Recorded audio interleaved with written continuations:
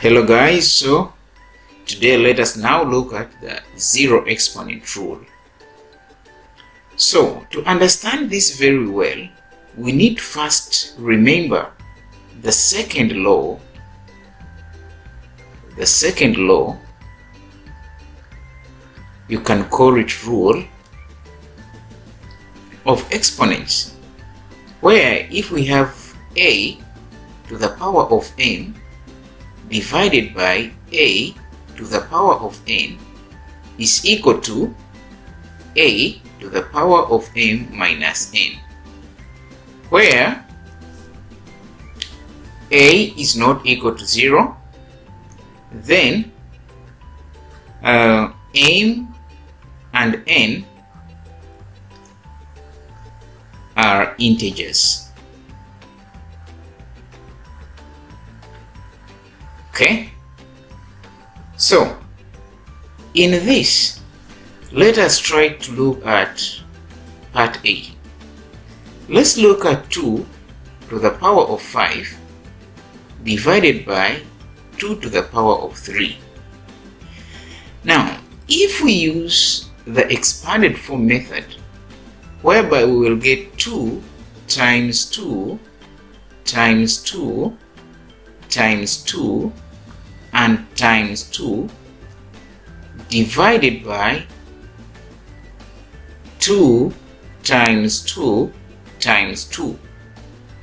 So if we have that, you will realize that if we cancel these 2's, we will get 1. We cancel these ones, we get 1. And we cancel these, we get 1. So this means that we are now remaining with 2 times 2, and of which 2 times 2 is the same as 2 squared.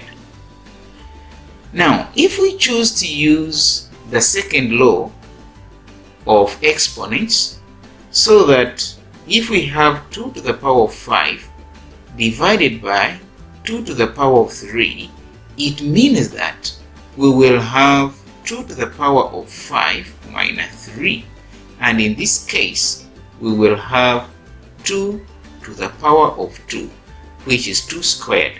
So you see that these two methods take us to the same answer.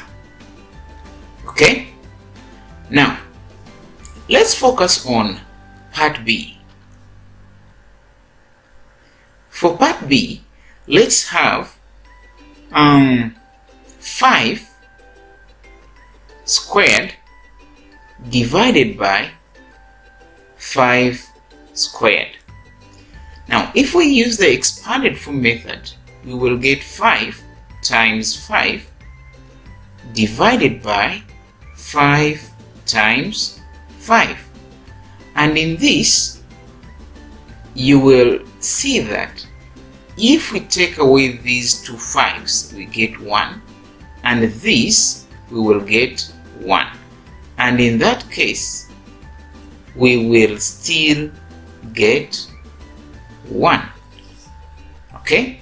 Now, if we apply the second law of exponents, since we have 5 squared divided by 5 squared, we will get 5 to the power of 2 minus 2.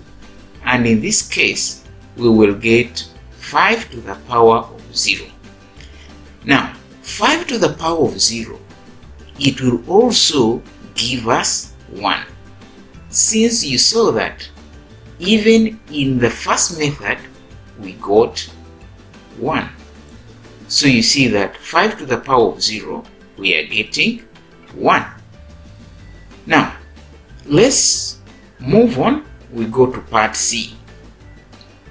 In part C, assume that we have a to the power of 4 divided by a to the power of 4. Now, if we apply the expanded form method, so we'll get a times a times a times a. So we divide it by a times a times a times a.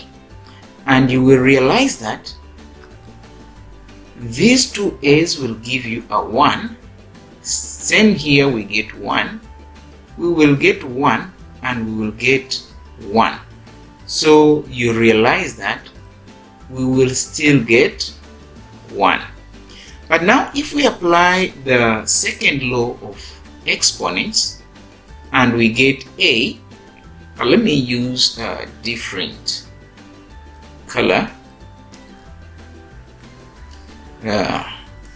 So if you get a to the power of 4 divided by a to the power of 4, you see that we will get a to the power of 4 minus 4. And in this case, we get a to the power of 0. And you see that we will be able to get 1. You can see it right here. So, in this, we can make a conclusion that if a is not equal to 0, then a to the power of 0, we will get 1. So, from this, we can see that if we have got, let's say, we have 2x to the power of 0. In this, you see that it means that we'll get 2 times x to the power of 0 equals 1.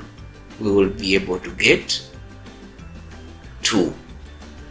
But then, if we have 2x and the whole of it is to the power of 0, it automatically means that we will have 1. So you see that any number to the power of 0, we will be getting 1. And even if I will get, let's say, 7 to the power of 0 plus 2, you see that this is the same as 1 plus 2, which is the same as 3. I hope this can help.